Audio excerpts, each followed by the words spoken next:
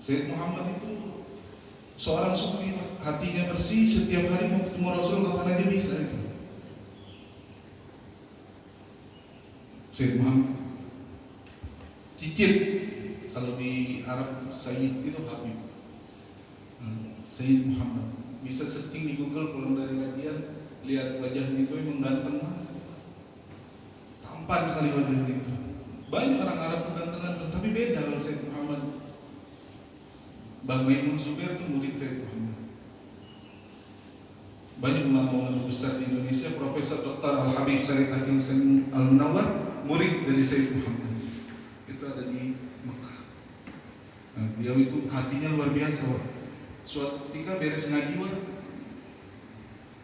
Sayyid Muhammad itu nyeletuk, kayaknya enak kalau makan ayam sama kebuli. Nggak lama datang tamu, murid beliau yang sudah lama tidak ketemu, bawa ayam sama nasi kebuli, Pak. Murid yang lain kaget, wah karoma. Tapi Sayyid Muhammad nangis langsung masuk ke kamar. Jadi makan ayam sama kebuli, yang makan murid-muridnya. Setelah beberapa lama beliau keluar lagi, tanya, Sayyid, bukannya tadi engkau meminta kepada Allah, nyeletuk doang, mau ayam sama kebuli. Loh, kok pas sudah datang kebulinya tanpa engkau minta, nggak ada nyuruh siapapun, tiba-tiba datang, engkau masuk ke dalam kamar, Pak. Guru tiba-tiba masuk ke kamar nangis. Tadi itu coba celetukan saya ngomong, astagfirullah, semoga Allah mengampuni dosa-dosa. Pasti dikabul waktu itu sama Allah Subhanahu. Meskipun beliau bersyukur dapat ayam sama kebuli, tapi seandainya detik itu saya mengucapkan, ya Allah, mudah-mudahan dosaku diampuni, itu lebih baik daripada ayam sama kebuli. Sayyid Muhammad itu. Ya, kita tidak kelasnya ke situ. Nah, jadi ketika kita baca sholawat itu, Ali Muhammad, keluarga Nabi Muhammad pertama, itu yang kita kenal dengan para habaib atau sayyid. Pendapat kedua yang disebut dengan Ali Muhammad di dalam sholawat adalah seluruh mukmin yang bertakwa kepada Allah. Mereka mendapatkan keberkahan dari sholawat umat muslim kepada Rasulullah Sallallahu Alaihi Wasallam. Memang apalagi ini bulan Syaban, bulan di mana diturunkannya ayat Innallaha wa malaikatahu yusholluna 'alan nabi ya ayyuhalladzina amanu shallu 'alaihi wa sallimu taslima. Nah, ini bulan dianjurkan sekali untuk memperbanyak baca salawat kepada baginda Nabi Muhammad sallallahu alaihi wasallam. Mudah-mudahan kita bisa, mata kita ini tidak Allah haramkan, Pak, untuk melihat wajah baginda Nabi Muhammad sallallahu alaihi wasallam. Karena ulama-ulama yang sufi, yang hatinya bersih itu, yang bertasawuf, hatinya bersih itu, mau ketemu Rasul kapan aja bisa. Percaya enggak? Kalau mungkin jarang namanya. Itu termasuk Syekh Yasin Padang yang ada di Mekah. Itu pernah Habib Syarif Hakim Al-Munawwar, Profesor Dr. Syarif Hakim Al-Munawwar, beliau nyari hadis, Pak, waktu masih kuliah di Mekah. Itu hadis sudah ketemu, ini benar nggak ini sabdanya Rasulullah? Itu udah ratusan kitab dibuka nggak ketemu. Akhirnya datang ke guru Syekh Yasin Padang yang tinggal di Mekah. Beliau maaf dorir, masih kecil tidak buta, tapi ketika tua buta. Itu ulama nomor 1 di dunia teralim urusan hadis ketika beliau masih hidup, asli dari Indonesia, Padang. Syekh Yasin Padang tinggal di Mekah, lahir di Mekah, besar di Mekah, meninggal di Mekah. Makamnya itu dekat-dekat sama makam ulama yang baru meninggal itu, Mbah Maimun Zubair di Mekah itu. Di situ ulama-ulama Indonesia di makam. Nah, itu nanya Habib Syarif ini ke saya sini, ya Syekh, saya nyari hadis sudah seminggu tidak ketemu, Syekh, tolong dicoba carikan hadis ini ada di kitab apa. Saya menyerah. Terus kata saya Yasin ke Profesor Syarif Hakim Al-Munawwar, ya Habib, itu Habib pulang, Godan besok datang lagi. Kenapa sih? Ba'din, kata Syekh Yasin, ba'din. Fillail, kata Syekh Yasin. Nanti malam, sa'as'alu Rasulullah sallallahu alaihi wasallam. Nanti ya nanti malam saya mau tanya dulu ke Rasulullah sallallahu alaihi wasallam. Syekh Yasin. Habib saya bingung. Loh, ini Syekh Yasin gimana ketemu sama Rasulullah? Kan dibuktikan besoknya datang lagi ke Syekh Yasin. Namanya Said, ya itu benar hadis Rasulullah. Sabdanya Rasulullah. Ada di kitab ini, halaman ini, juz ini. Ente cari apa? Tahu dari mana Syekh? Dari mana saya tanya ke Rasulullah SAW. Itu hati orang yang bersih itu bisa berjumpa dengan Rasulullah SAW kapanpun beliau mau. Kita minimal ketemu dalam mimpi lah. Saya juga belum pernah ketemu, tapi dulu pernah ngajarin murid di pesantren. Saya suruh baca sholawat Jibril Sallallahu Alaihi Wasallam 1000 kali. Saya harapkan saya mudah-mudahan anak-anak santri yang lebih bersih dan lebih suci ini lebih mudah ketemu Rasulullah. Akhirnya dia amalin. Ada satu santri seminggu ngamalin Sallallahu Muhammad Sallallahu sampai dia ketiduran. Itu lebih 10.000 setiap sebelum tidur. Ketiduran. Seminggu datang ke saya, dia nangis. Bapak, tadi malam tapi saya tidak kenal. Wajahnya itu luar biasa, sinarnya luar biasa. Sekian detik beliau datang, setelah itu saya langsung terbangun salat tahajud. Terus saya bilang, kalau mimpi ketemu Rasulullah itu ya, diam saja, jangan diombar kemana-mana, karena setan itu tidak bisa menyerupai wujud dari baginda Nabi besar Muhammad SAW. Seluruh wali sampai wali kutub itu setan bisa ngikutin bentuknya, Pak. Sampai ngikutin bentuk Syekh Abdul Qadir Al-Jailani, pangkat tertinggi dari kewalian, itu bisa setan. Tapi kalau mengikuti para nabi itu setan tidak sanggup. Man ra'ani fil manam faqad ra'ani yahzan fa inna syaitana la yatamassalu bi. Sabda Nabi hadis riwayat Imam Bukhari. Siapa orang yang melihatku di dalam mimpi, sungguh dia telah melihatku. Sebab apa? Karena setan itu tidak bisa menyerupai wujud. Nanti gimana kita ketika bertemu dengan Rasulullah, sedangkan kita belum pernah menjumpa, melihat, bertemu dengan Rasulullah. Dari mana kita tahu nur yang ada di dalam hati kita? Cahaya sholawat itu yang nanti memberitahukan bahwa itu adalah Nabi. Lalu terus khasiatnya apa, Pak, kalau sudah ketemu dengan Rasulullah itu? Sekali aja semua dalam mimpi. Itu insya Allah kata ulama, orang yang pernah mimpi bertemu dengan Rasulullah Sallallahu Alaihi Wasallam itu wafatnya dalam keadaan husnul khotimah. Karena Rasul itu bersabda, siapa orang yang melihatku di dalam mimpi pasti akan berjumpa denganku dalam keadaan sadar. Dan Rasulnya sudah tidak ada. Terus kata ulama, Rasul itu nggak mungkin bohong bersabda seperti ini. Lalu terus kapan kita bisa bertemu dengan Rasulullah? Padahal kita sudah bertemu dengan beliau dalam mimpi. Kata ulama, ketika di akhir hidup kita, orang yang pernah mimpi bertemu dengan baginda Nabi, yang membimbing mengucapkan kalimat la ilaha illallah Muhammadur Rasul, itu langsung Rasulullah. Artinya Rasulullah hadir dan dia yang bisa melihatnya. Nah ini kalau di fikih nggak ada, ini adanya di tasawuf. Orang-orang yang bersih hatinya melihat apa yang tidak kita lihat. Nah itu jadi wa ala alihi itu adalah yang kita baca dari kecil itu. Ali keluarga Nabi Muhammad yang pertama adalah keturunan Rasulullah yang mendapatkan rahmat salawat yang kita baca. Yang kedua, seluruh orang yang mukmin yang bertakwa kepada Allah itu mendapatkan keberkahan dari salawat kepada Rasulullah Sallallahu Alaihi Wasallam. Wasahbihi min ba'di, dan salawat beserta salam juga kami ucapkan kepada para sahabat-sahabat Nabi besar Muhammad Sallallahu Alaihi Wasallam. Mungkin cukup ya, Pak? Cukup ya. Ini baru muqaddimah. Begitulah dasar Imam Al-Ghazali baru beliau mengucapkan salawat saja kalau ditafsirkan itu memang luar biasa maknanya. Belum lagi inti dari apa yang beliau maksudkan menulis kitab ini, kajian hati, kebersihan hati. Karena Imam Al-Ghazali ini sudah puas dengan ilmu-ilmu dunia. Beliau itu dosen, bukan dosen, rektor. Zaman itu rektor. Sampai kalau beliau mengisi kajian itu dikisahkan di atas tempat yang tinggi. Beliau ini punya adik, namanya Ahmad, tapi tidak terkenal, Ahmad Al-Ghazali. Adiknya udah jadi wali duluan.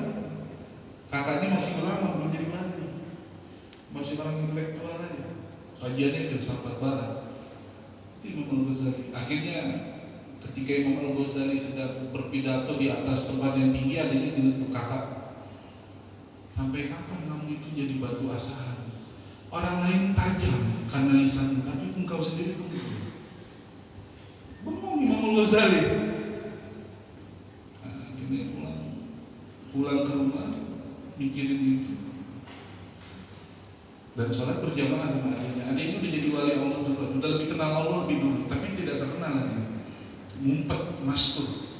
Kalau bahasa kita sekarang ini banyak orang-orang soleh yang ngumpet, nggak ketahuan.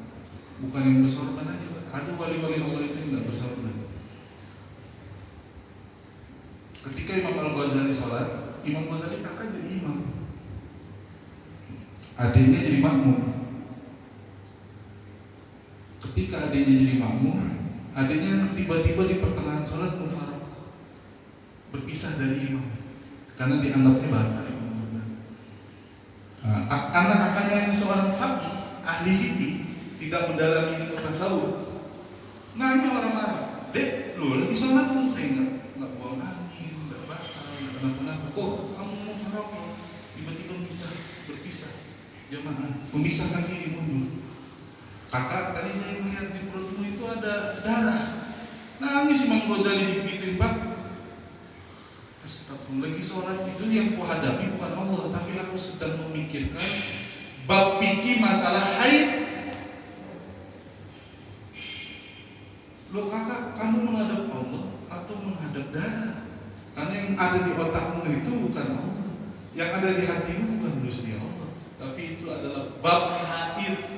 Darahnya perempuan. Oleh karena itu saya bisa. Kaget, ini ilmu apa? Seluruh ilmu sudah saya kaji, tapi kok ada ilmu lain yang belum saya dapat. Akhirnya bergurulah Imam Al-Ghazali kepada gurunya adiknya Imam Al-Ghazali, yang itu ada di pasar, tukang motongin daging. Itu kekasih Allah ternyata, Pak, yang angkat derajat Imam Al-Ghazali. Lamarnya susah. Imam Al-Ghazali ini rektor taruh rektor UI, mau berguru sama tukang daging.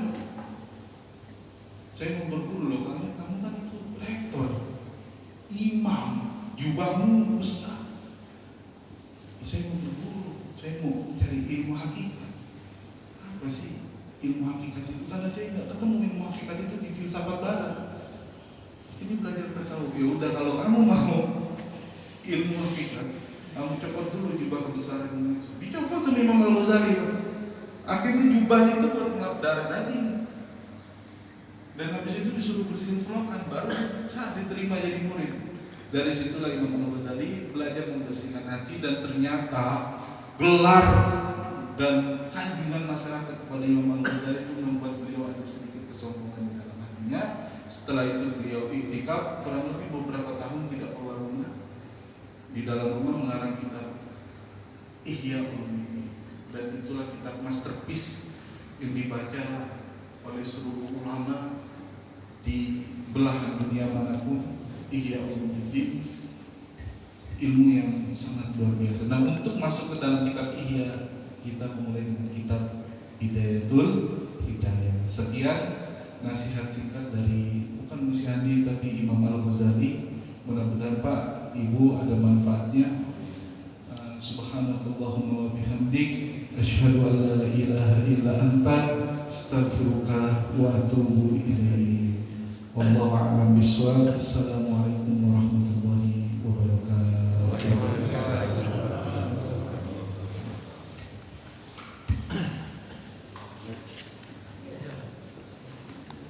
Boleh Pak, saya mau nanya habis ini siapa? Pak Ustaz, saya mau tanya sedikit Pak Ustaz. Udah sini Pak.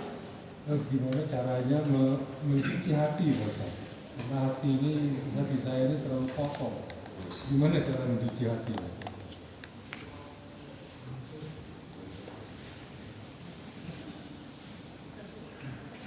Saya coba jawab menurut pengetahuan yang saya dapat. Satu, hati kita milik Allah. Secara hakikat Allah benar yang hanya dapat membersihkan. Tanpa pertolongan Allah, hati kita mustahil bersih. Karena kita ini selalu diganggu oleh nafsu, dunia, syaitan. Oleh karena itu, makna salah satu ucapan kita yang kita baca itu, la haula wala quwwata illa billah. Ya Allah, tiada daya bagiku untuk melakukan ketaatan. Bersih hati, sholat jamaah, berzikir, membaca sholawat, bertasbih, sholat duha, baca Quran, itu tiada daya kecuali atas pertolongan Allah. Wala quwwata, dan tidak ada kekuatan untuk meninggalkan rasa sombong, rasa dengki, rasa iri, dan segala macam bentuk penyakit, mabuk-mabukan, perzinahan, memandang sesuatu yang haram. Tidak ada kekuatan kecuali atas pertolongan Allah. Itu yang pertama. Jadi ketika baca la haula wala quwwata illa billah, itu pasrahkan kepada Allah. Ya Allah, saya ini nggak suka, nggak enak ada penyakit hati. Rasa tidak enak. Karena kalau orang punya penyakit hati satu aja berdengki, itu udah enak. Dan itu bisa berubah. Ada penelitian itu ternyata orang yang punya penyakit dengki itu punya frekuensi getaran, vibrasinya ada. Makanya kalau ada orang yang sedang dengki, kita ada terasa. Kalau lagi bangkit dengkinya itu terasa. Tapi kalau lagi tidur ya enggak. Dan itu bisa berubah. Makanya di dalam Al-Quran, min syarri hasidin, aku berlindung dari penyakit dengki atau keburukan orang yang pendengki. Itu yang pertama. Kedua, ketika ada rasa iri hati, ini tips. Meskipun saya belum bersih hati, Pak, punten, maaf. Ini tips saya menyampaikan apa yang saya dapatkan dari dulu. Ketika ada persitan kebencian hati, ada rasa iri, ada rasa sombong, itu ada tekniknya. Biasanya kalau dulu saya ngajarin itu langsung menghadap ke langit, ucapkan Allah, Allah, Allah. Itu minimal rasa itu berkurang. Itu teknik. Yang ketiga, penyakit hati itu sama seperti penyakit jantung. Yang paling pandai menyembuhkan seseorang yang punya penyakit jantung itu pasti dokter jantung. Dokter jantunglah yang tahu resepnya. Dokter jantunglah yang tahu apa yang harus dilakukan. Itu dokter jantung. Nah, hati ini ada dokternya, Pak. Bahasa kita guru. Dulu waktu saya di sekolah itu bodoh, terus saya diminta didoakan sama guru saya, murid dari Aulia Diniati, peringkat saya naik langsung 3 besar dalam waktu 1 tahun. Artinya soal lagi ke guru, Bapak ini 3 besar. Tapi di dalam hati saya ada kesombongan. Guru itu bilang, manusia itu kalau nggak ada yang kuat, begitu. Nggak dokter, profesor, orang kaya, pejabat, presiden, kalau sudah ingin datang waktunya buang air besar, itu nggak ada yang sanggup melawan. Kamu mau tahu nggak maksudnya apa? Gila. Itu artinya Allah tuh ngajarin setiap hari kita, Bos. Sama kotoran sendiri kita kalah. Apa yang mau disombongin? Nah, artinya guru tuh tahu ada kesombongan di dalam hati kita. Dan itu nasihat saya ingat sampai sekarang, Pak. Seolah-olah kayak pelajaran hidup, nasihat yang diambil dari kehidupan sehari-hari. Itu setiap hari kita kan buang kotoran. Dan ternyata buang kotoran itu sebenarnya kita bisa belajar dari kotoran kita sendiri. Kalau kita tuh salah, nggak ada orang sakti wali, presiden, orang pintar, orang kaya itu menang lawan kotorannya. Kalau sudah datang waktunya itu, nggak tahan dia. Nah, jadi kalau pertama lah kalau teknik yang menghadap langit ucapkan ketiga, cari guru yang tepat. Itu karena gurulah yang tahu bagaimana cara atau teknik membersihkan hati. Kan susah nyari guru yang sudah bersih hatinya atau gimana, atau ulama besar mungkin susah ketemunya. Keempat, cara terakhir kata Al-Imam Al-Habib Abdullah bin Alawi Al-Haddad, pengarang batin Al-Haddad itu, bacalah buku-buku ulama yang pakar dalam urusan. Salah satunya bukunya Imam Al-Ghazali. Itu anjuran dari pengarang batin Al-Haddad, Al-Habib Abdullah bin Alawi Al-Haddad. Kan nggak bisa Pak pakai bahasa Arab, terjemahannya sudah banyak, alhamdulillah. Ada di Hidayah, Ihya Ulumuddin itu sudah diterjemahkan oleh rekan-rekan santri Bapak. Jadi bisa dikonsumsi atau asumsi oleh masyarakat. Wallahu a'lam bishawab.